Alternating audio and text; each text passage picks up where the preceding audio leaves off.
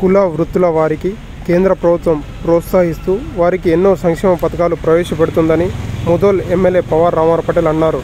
బుధవారం SS ginning ఫ్యాక్టరీలో khadi India పథకం కింద 33 మంది లబ్ధిదారులకు కుమ్మరి కులస్తులకు ఎలక్ట్రిక్ పాటర్ విల్ మట్టి పరికరాలు తయారు చేసే యంత్రాలను పంపిణీ చేశారు.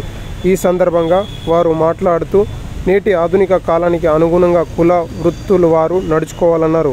కుమ్మరి కులస్తులు సంక్షేమానికి తన వంతు కృషి చేస్తానని తెలియజేశారు.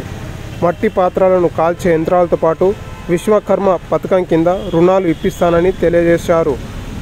అనంతరం ఖాదీ ఇండియా ద్వారా ట్రైనింగ్ పొందిన వారికి సర్టిఫికెట్లను అందజేశారు. ఈ కార్యక్రమంలో కుమ్మరి జాగృతి సొసైటీ నియోజకవర్గ అధ్యక్షులు లింగన్న, మాజీ ఎంపీపీ అబ్దుల్ రజాక్, మాజీ జడ్పీటీసీలు నాయకులు సోలంకే భీమరావు, సావులి రమేష్ తదితరులు ఉన్నారు.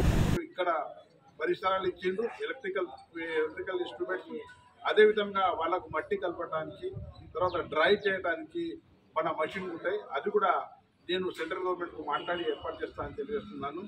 ఈ స్కీమ్ ఆది గ్రామీణ కింద వచ్చింది, కానీ గత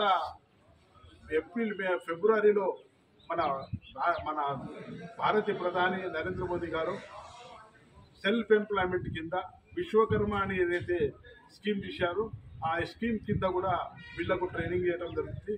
ప్రతి ఏదైతే ఇంటిగా